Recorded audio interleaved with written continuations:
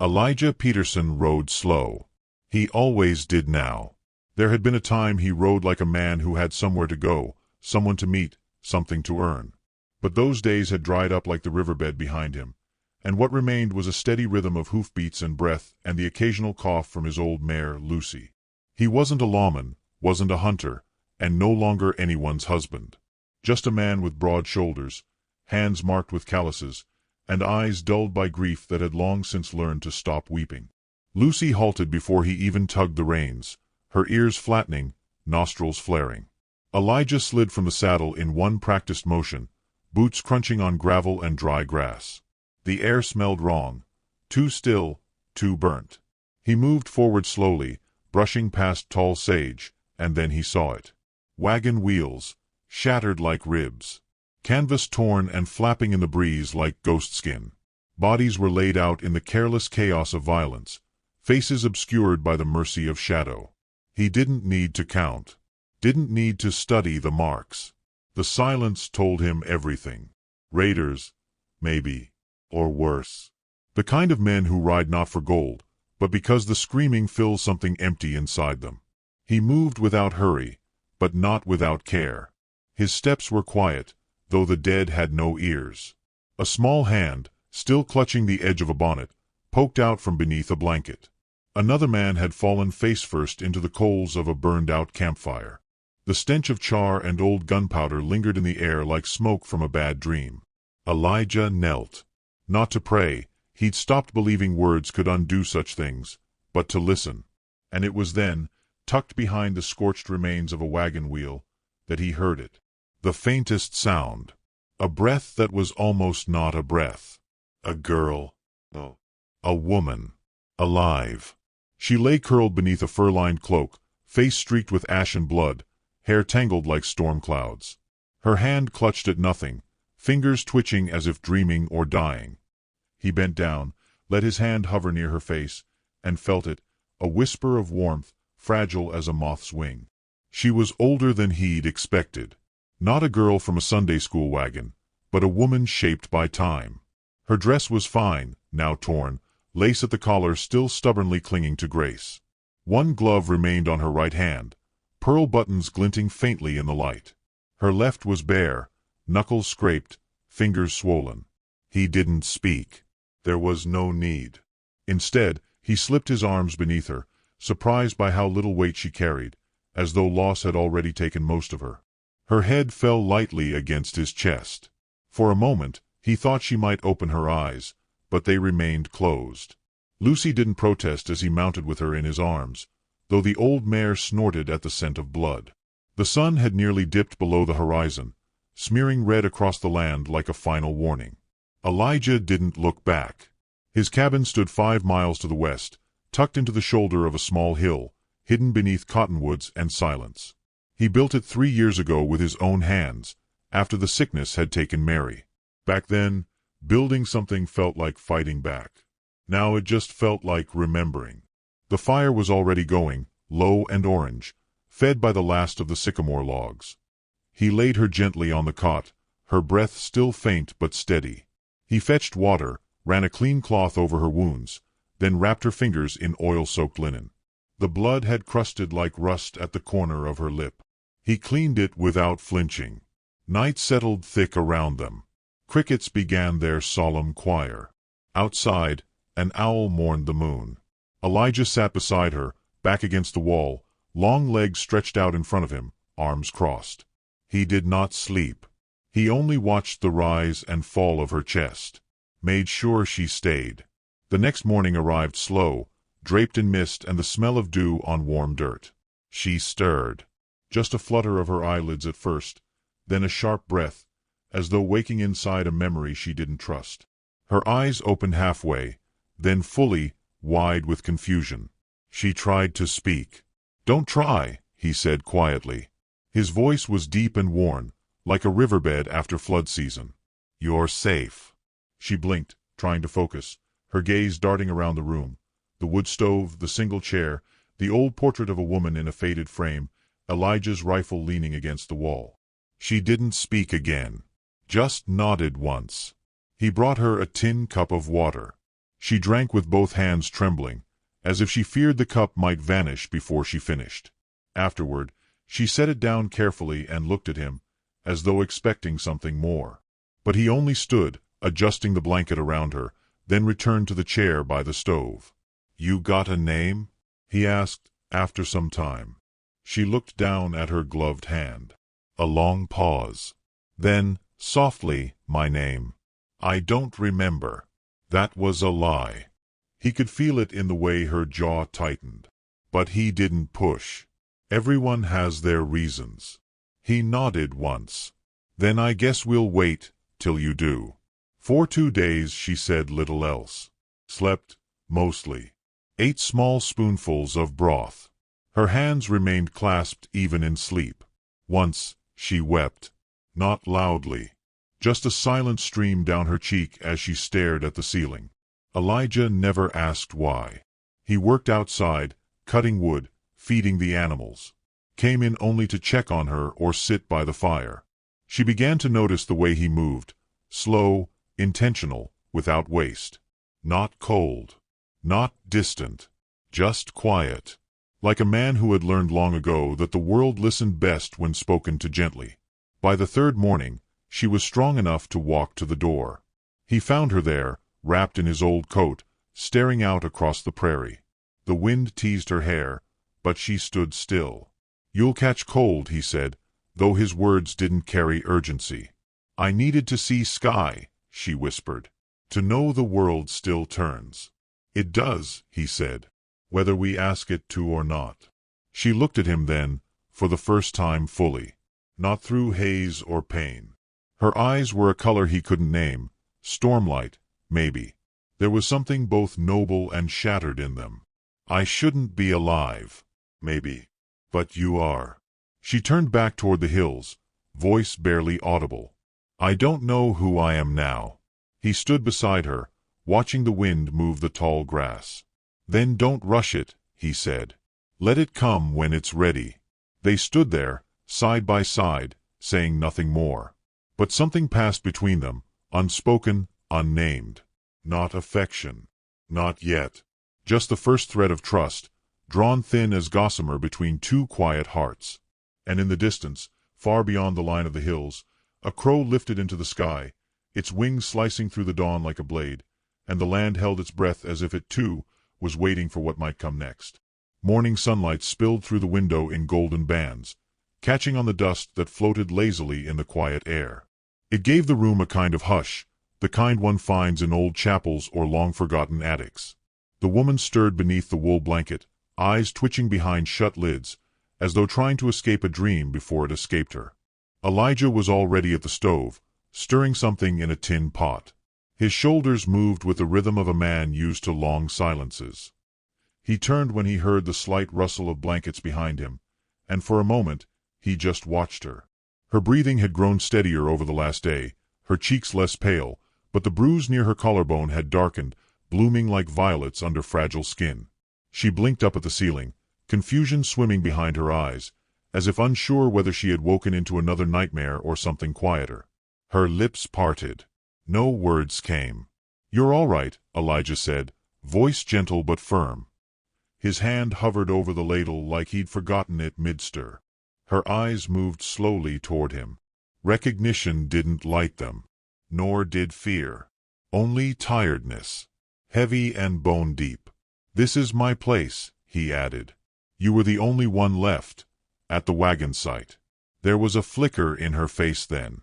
A crack in the calm. She sat up too fast, gasped, and clutched her side. "Easy. You've been through hell. You need rest more than answers." She looked at him again, this time differently. Appraising. Guarded. But not hostile. Her voice was hoarse when it came. "How long?" 3 nights. "You've been in and out." Her fingers reached for the edge of the blanket, as if it might tell her something about where she was, who she was. She looked down and paused. The lace on her wrist, singed but still intact. A delicate thing. Out of place in this weathered cabin. Her other glove was gone. "You took care of me. Did what I could." "Why?" He stirred the pot again, slowly. Because someone should've. She didn't answer. Just sat there, wrapped in stillness and the smell of broth. Her fingers brushed the side of her face, wincing at the tenderness. Elijah walked over, offered her the tin bowl. She hesitated before taking it. Their hands didn't touch. The soup was plain, potatoes and wild onion, but she ate with quiet gratitude. Between spoonfuls, her eyes drifted to the wooden walls, the hand-carved rocking chair, the boots by the door. Everything was modest, kept. This was a man who built things to last. He sat across from her, not watching her too hard, but not looking away either. "You got a name?" She swallowed slowly. Her eyes held his. "Not one I'd care to use." He nodded. Didn't press. "You." "Elijah. Elijah Peterson." The name felt strange in her mouth. She didn't say it aloud. Only tucked it somewhere behind her ribs, next to whatever was left of her name. He leaned back in the chair, the wood creaking softly under his weight. There was a rifle resting against the wall, and beside it, a small portrait of a woman. The frame had a chip in one corner. She glanced toward it, then quickly away. She tried standing. Her knees wobbled.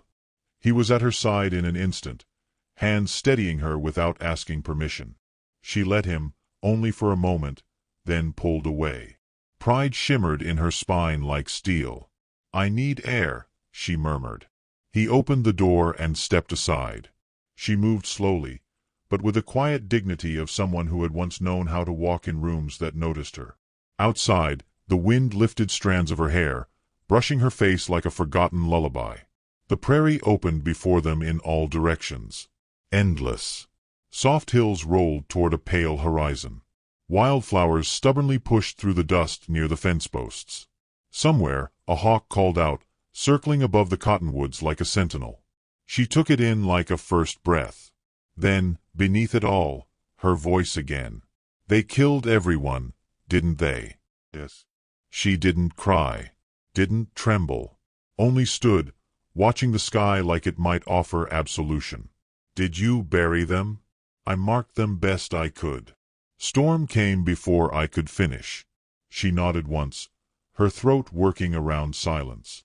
Elijah watched her without intruding. She wasn't the sort you rushed. The wind picked up slightly. She wrapped his coat tighter around her shoulders. Its weight was comforting, oddly fitting despite its bulk. "You're not from here," he said after a while. "No." "Where, then?" "A long way off. Accent says east. Dress says something else. You speak like a man who used to care and stopped trying." He didn't smile, but something like acknowledgement passed between them.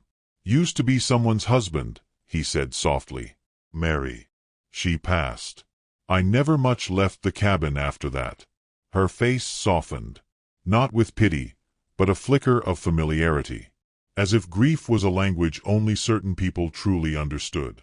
"I was on my way to a place I didn't want to go," she said. "That wagon was never going to take me anywhere I hadn't already lost." "You're running." She met his eyes. "Aren't we all?" He looked out toward the hills, the way the clouds leaned their shadows across the land. "I'm not running anymore," he said. "Just waiting for the world to settle." She considered that, then turned toward the cabin. "I'd like to stay a while," she said. "Not long. Just while I remember how to breathe." His answer was simple. "You can." That night, she helped peel potatoes. Her hands were unsteady, fingers still stiff with bruises, but she worked through it. He watched her hands more than her face, saw the way she moved with muscle memory rather than comfort. When she finished, she leaned back in the chair and exhaled like someone who just climbed a hill. He poured her tea without asking. "You got a husband?" "Had he die?" "No." She didn't explain. He didn't ask. They sat in silence, the fire casting long shadows on the floor. She traced the edge of the tin cup with her fingertip. He carved a new handle for a broken drawer. The world outside could have been a million miles away. Before bed, she paused at the door of the small side room. The guest cot was neatly made, wool blanket folded with care. She turned to him. "You don't ask many questions." I don't believe in earning trust with noise. She nodded.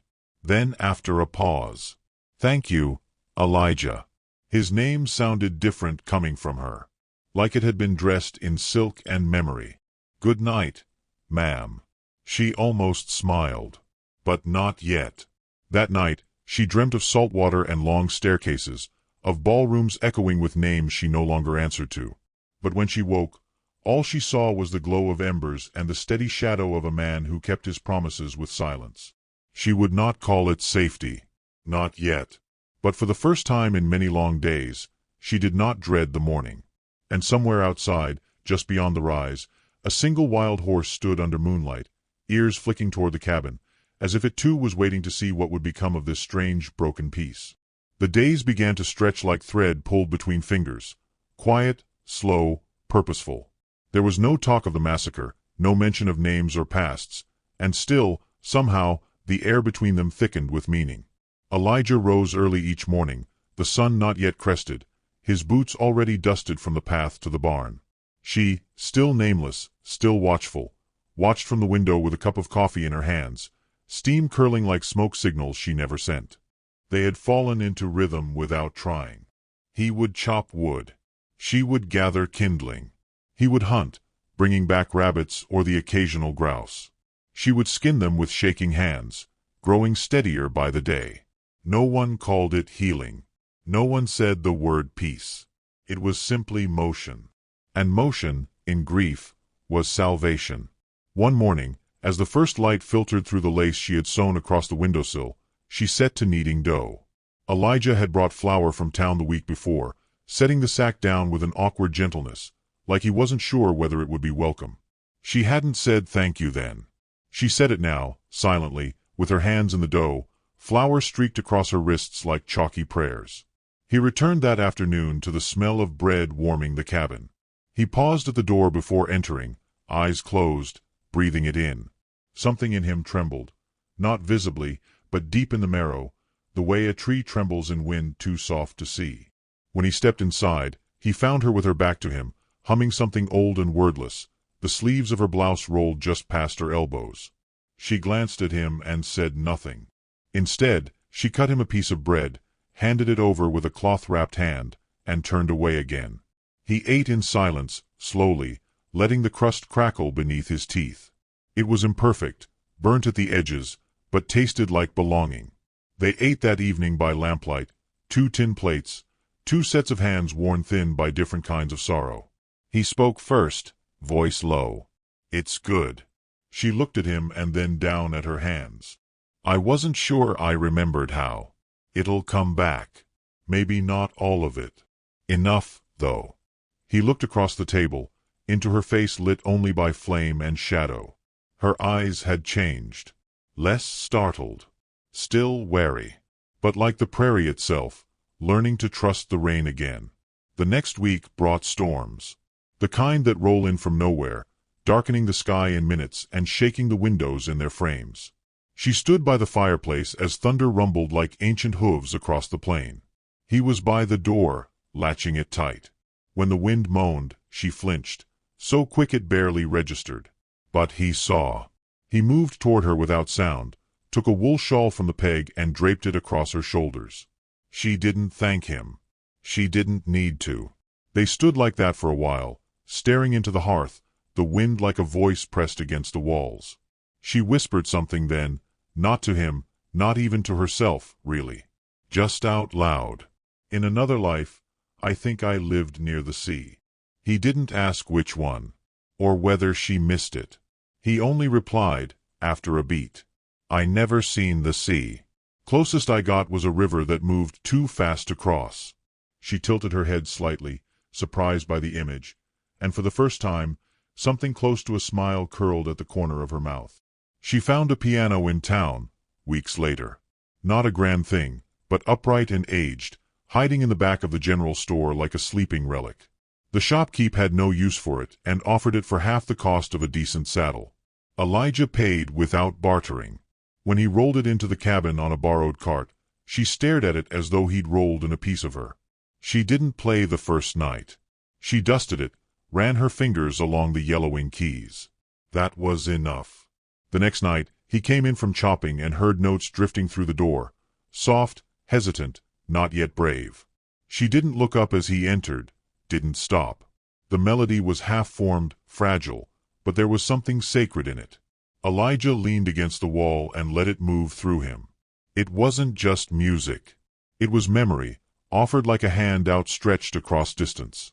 Afterward, she kept her hand on the keys and asked, "Did you know music could feel like breath?" He nodded, slow. "Only when it stops." Their days began to fill. Not with noise, not with busyness, but with purpose. She began to sew curtains, little patches to soften the edges of the room. He carved new handles for the drawers. She brought in flowers, just sprigs of prairie bloom, and set them in jars. He built her a bench for the piano. One morning, she read aloud from a book she'd found tucked behind the hearth. French poetry, its pages worn but intact. He didn't understand a word, but listened anyway, eyes closed, the cadence of her voice like water slipping over stones. When she finished, he said simply, "I don't know what you said, but I think it meant something." "It did," she said. That night, she left her glove on the table. Just one. The bare skin of her hand felt like something shared, rather than exposed. He asked her to walk with him the next evening, just to the ridge beyond the barn. She agreed, tying her shawl over her shoulders. They didn't speak much. They walked side by side, steps in rhythm, the prairie sighing around them. At the top, they paused. The sky spread wide, clouds smeared in orange and lavender. A coyote called out somewhere far off. "This land feels like it never ends," she said. "It don't. Not really. How do you live with that?" "You don't. You let it live with you." She looked at him then, and something flickered in her chest. Not affection, not yet, but a steadiness. Like stone beneath her feet. When they returned, the light in the cabin was warm. She reached for the door, then paused. "Why did you buy the piano?" He hesitated. Then, "I saw your hands, that first day. The way you moved them when you thought no one was watching. They were meant to touch something that remembers." Her breath caught. She stepped inside before she could speak, and he let her go. That night, she dreamt again. But not of blood, not of smoke. She dreamt of linen hung in sea wind, of fingers dancing over ivory keys, of a man who listened without demanding. When she woke, her eyes found his shape in the rocker by the window, book unopened in his lap. "Elijah." She hesitated. Then, "I used to be called Evelyn." He looked up, met her gaze. "Used to be? I don't know what I am now." He nodded slowly, like someone who knew better than to force a thing into certainty. "Then we'll find out together." The room held its breath. And then, quietly, it exhaled. The morning came silver and cold, with frost clinging to the tall grass like secret promises. Elijah stepped outside with his rifle slung across his back and a coil of rope in his hand, eyes scanning the sky as though expecting it to offer some kind of sign. Evelyn stood in the doorway, a shawl draped over her shoulders, steam rising from the cup in her hand. She no longer startled when he moved without sound. She no longer flinched when shadows passed over her sleep. But something unspoken still lingered between them, soft as breath, sharp as truth not yet told. They had carved out a rhythm, days folded into each other like linens pressed by hand. Bread in the mornings, music in the evenings, walks to the ridge. She had begun to laugh, not often and never loud, but it came like spring water, unexpected and pure. He watched her differently now, not out of caution, but out of quiet reverence. He had come to know the line of her jaw, the way her fingers tightened when she was thinking, how she paused before saying his name as though tasting the shape of it each time. And yet, even as things warmed between them, her past remained untouched, sealed like a letter kept in a locked drawer. That day, she planned to ride to town for flour and thread. She had not gone alone before. He hesitated when she suggested it. "You sure you're ready?" "I need to try," she said. Her voice was soft but unwavering. "I want to feel normal. Just for a few hours." He nodded, slowly. If anything troubles you, leave it and come back. Nothing in that town is worth more than your peace."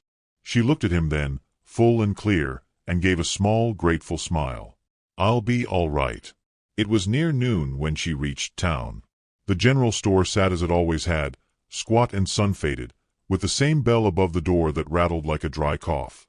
The usual faces passed her: miners, ranch wives, boys with slingshots at their belts, but none paid her much mind. That, she realized, was what she'd been afraid of. Not recognition. The opposite. She took her time, moved slowly down the aisles. The sound of boots on old floorboards, the rustle of sacks, the murmur of lives smaller than the one she once fled. It was near the back, near the tin of hairpins, that she heard it. A voice, unfamiliar but sharp with memory. "My God, is that—" She turned. A man stood at the counter, mid-conversation, his eyes locked on her with sudden intensity. His clothes were dusty but fine, his accent too polished for these parts. His eyes widened. "Baroness, it is you." The word fell like a stone into a still pond. She didn't speak. Her breath caught, hands stiff at her sides. He took a step forward, eyes still locked on her, confusion and recognition fighting for place on his face. "We thought you dead. Your uncle sent letters everywhere. You were supposed to—" "I am not that woman anymore," she said, voice low and hard. He blinked. "But what are you doing here? Dressed like a housemaid?" "I am no one," she said. "And I suggest you leave me be." He stared another long moment, then nodded, stunned, as if he'd seen a ghost and wasn't entirely sure he hadn't. She turned and walked out, bread forgotten on the counter, thread still clutched in her fist. Elijah knew something had changed the moment she returned. Her gait was tight, precise. Her face unreadable, eyes like a door bolted shut. He didn't speak as she unsaddled the horse. Didn't ask what was wrong. Only followed her back into the cabin and waited. She stood by the fireplace, her back to him, staring at the coals. "Someone recognized me." His voice was even. "What did they call you?" "Baroness." He waited. "My full name is Evelyn Darmoy, daughter of the late Lord Adrian Darmoy, heir to the line of Marseille." He said nothing, but the weight of the truth settled into the room like the onset of storm. She went on. "I was meant to marry a man chosen by my uncle. I did not love him. He did not care. I was currency. That's all we are in houses like mine. I ran. I bought my passage under another name. That wagon was meant to take me far enough that no one would ever call me that again." She turned then, eyes fierce and fragile. "I never meant to lie to you. You didn't. I never told you the truth. You were surviving. That's not the same thing." She watched him for a long moment, chest rising and falling. "You aren't surprised? I'm not the kind of man people lie to because they think he'd understand. I'm the kind they lie to because they think he'd forgive them when they finally can't." The fire cracked behind her. She stepped closer, eyes searching his. "And do you?" He looked at her, full of something vast and aching. "There ain't anything to forgive. I saw you. Before you said a word." She shook her head, barely. "You saw a woman you wanted to fix." "No. I saw a woman who didn't need fixing, only room to stop running." Her eyes shimmered then, and she pressed a hand to her mouth. "I don't know who I am without that name. But I also can't carry it anymore. You don't have to. Then who am I? You're the woman who plays piano with her whole soul, who burns bread but tries again, who sleeps with one hand in a fist and the other in prayer. That's who you are." Her breath broke. She stepped into him, hands trembling. "Do you think I could stay here? Just as Evelyn?" He reached out, slowly, as if not to scare the moment away. Brushed a strand of hair behind her ear. "You already have." That night, she did not sleep in the side room. She stood beside his bed, unsure. He didn't beckon, didn't move. Only watched her, patient.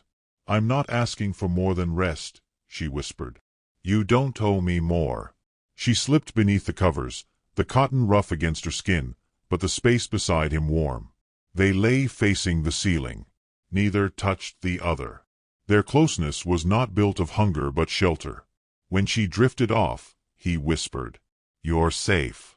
And in the dark, she finally believed it. The next morning, Evelyn rose before him, the sun just beginning to draw color into the cabin. She moved quietly through the kitchen, slicing apples, grinding coffee. When Elijah stirred and sat up, she was already waiting at the table. She looked at him fully, and for the first time since she'd spoken her name, she didn't flinch. "I don't want to hide," she said. "Then don't." He reached for his coffee, the moment between them steady and clear. "The world may still find me. My uncle may send others. Men who know how to make women disappear. Then I reckon they'll have to come through me." She looked down, smiled faintly. "That's no small promise." "It's not made small." They ate together. Talked about nothing important. The sky. The foxes near the henhouse. Whether winter would come early. But something had shifted, something holy in its plainness. Evelyn had stopped running. Elijah had started hoping. That afternoon, he brought her to the cottonwood tree near the edge of the property. It stood like a sentinel, its limbs long and open. She watched the leaves move, felt the breeze touch her cheek. "Why here?" "Because this is where I buried Mary's ring. I figured if I ever loved someone again, I'd bring her here and tell her the truth." "And what's that?" "That I thought I was done living. That I thought I'd already seen every kind of love there was. But then you came in with ashes on your cheeks and silence like armor, and you taught me there's still more." Her breath caught. She pressed a hand to his chest. "Say that again." "There's still more." She leaned into him, forehead to his shoulder, the wind wrapping around them both. "I think I'm in love with you, Elijah Peterson." "I know I am, Evelyn Darmoy." And as the sun dipped behind the ridge, they stood beneath that tree, not as a baroness and a widower, but as two souls who had named their grief and still dared to stay.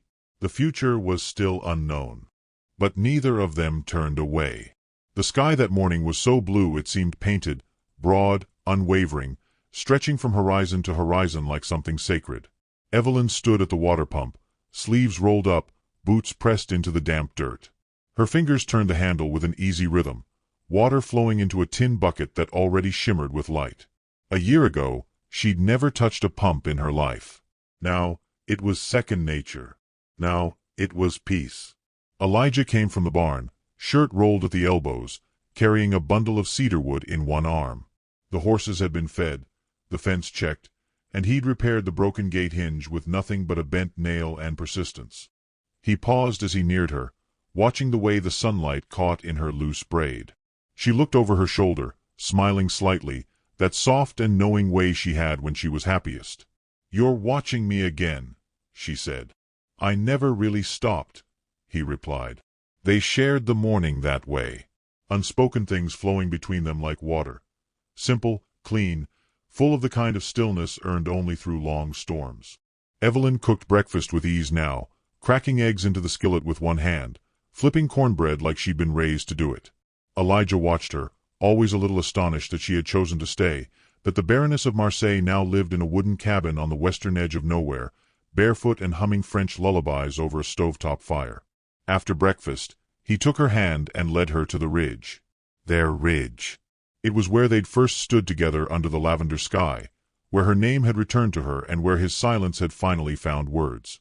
At the top, the cottonwood tree waited, tall and swaying. Beneath it, a small stone sat, smooth and unmarked. Evelyn crouched beside it, brushing her fingers over the weathered surface. "You ever going to carve something into it?" she asked, voice tender. "Thought about it," he replied. "But sometimes things don't need telling. Sometimes the truth just lives there, quiet as anything." She looked up at him, and her eyes were brighter than they'd been in weeks. "You always did understand silence," she said. "And you always filled it with music." They were still there when they saw the horse. It came from the east, its rider hunched and fast, dust curling behind him like smoke from a dry fire. Elijah tensed before Evelyn did. He watched the way the man moved in the saddle, too hurried, too practiced. He didn't look like a settler or a merchant. He looked like someone searching. Evelyn rose slowly, her fingers tightening around the shawl draped over her shoulders. "You know him?" Elijah asked. "No," she said. But something in her eyes was already withdrawing. The rider slowed as he neared the cabin, dismounting with careless ease. He stood a little too straight, wore a revolver that shone too brightly, and moved like a man who'd been told what he wanted was already his. His gaze swept the cabin, the fence, the barn, and then found them atop the ridge. He smiled, small and practiced. "Evelyn," he called, as though tasting the name in his mouth. She said nothing. "Elijah Peterson," the man said next, tipping his hat as if it were courtesy rather than threat. "Mighty fine place you've built here." Elijah stepped slightly in front of her. "What's your business?" "My business is family," the man said, resting a hand on his belt. "Yours." "Mine." "Hers." "She don't belong to anyone," Elijah said. The man tilted his head. "You know, the Darmoy name reaches far. There's people back east still expecting her return. Important people. She's a baroness, after all. And she left debts unpaid." "I owe nothing," Evelyn said, stepping forward now, shoulders straight. "I gave up that name when I left. And if they're sending you, they must be desperate." He looked at her, then at Elijah. "They think you've been taken. Or bewitched. Or worse. But they were wrong. You're just hiding." Evelyn shook her head. "No. I was hiding. I'm not anymore." The man took a slow step closer. Elijah didn't move. The wind had stilled entirely now, as if the world were holding its breath. "You're not coming for her," Elijah said. "Not now. Not ever." The man glanced at his revolver. "You going to stop me?" Elijah didn't answer. He didn't need to. The air around him had changed. Not aggressive, never that, but rooted. Immovable. The kind of strength that came not from violence but from conviction. Evelyn stepped beside him. Not behind. Not shielded. Beside. "She's not going," Elijah said again. "She's chosen her life. You can ride back and tell them that. Or you can stay and find out what it means to threaten someone who's got nothing left to lose." The man considered him, face unreadable. Then he looked again at Evelyn. "You're wasting your title," he said. "Your legacy." "I'm living," she replied. "That's more than I ever did under that name." The man's jaw tightened. But something in her voice, or the silence that followed it, reached him. He looked away, spat into the dirt, and without another word, turned and mounted his horse. He rode off the way he came, dust curling once more in his wake. When he disappeared over the horizon, Evelyn exhaled. It was not relief. It was release. Back at the cabin, she sat by the piano, fingers trembling slightly. Elijah made tea without asking. When he returned, she played a few notes, soft and uncertain. "You all right?" he asked. "I think so," she said. "But I need to do something." She went to the back of the cabin, pulled open the chest where she'd stored her past, what little she hadn't burned. From beneath folded linens, she drew out a gold ring set with a pale blue stone. It caught the light like it remembered who it once belonged to. She walked with it to the cottonwood tree. Elijah followed without question. She knelt, dug a shallow hole with her hands, and placed the ring there, folding earth over it slowly, carefully. Then she rose and looked to Elijah. "That part of me is buried now. I don't want it back." He didn't speak, just stepped forward and took her hand. They walked back in silence, but it wasn't the silence of secrets. It was the kind that comes after truth, after the dust has settled and the heart has found its beat again. That night, the stars came early. Evelyn stood on the porch, wrapped in his coat, staring up at them. "I used to think the sky was too big," she said, "that I'd get lost in it." He came to stand beside her. "And now?" I think I've found someone to hold it with. He touched her hand, gently. I never thought I'd love again, he said. Never thought I'd want to. But you, Evelyn, you didn't save me with noise. You saved me with staying. She turned to him, eyes full of every word she hadn't yet said. Elijah, she whispered. Marry me. He looked at her, not surprised, not uncertain. Just certain in a way only those who've already lost everything can be. Yes, he said. I'd marry you 1,000 times, in 1,000 lifetimes. And in the quiet prairie night, beneath a sky wide enough for second chances, they kissed. Not as a baroness and a widower, not as survivors, but as two souls who had chosen each other beyond title, beyond tragedy, beyond the noise of the world. They married a week later, under the cottonwood tree, with only the wind and the birds to witness it. She wore a dress she'd sewn herself. He wore a clean shirt and his father's boots. They said no vows. They didn't need them. Their whole story had already been a vow. After the ceremony, they sat on the porch, hands entwined, watching the sun melt into the earth. You think the past will ever come back? She asked. Maybe, Elijah said. But if it does, it won't find us waiting. No, she said. It'll find us living. And as the stars returned, blinking open one by one, the land around them seemed to lean in, warm and vast, as if holding its arms out to two souls who had dared not just to survive, but to stay, to love, and to begin again.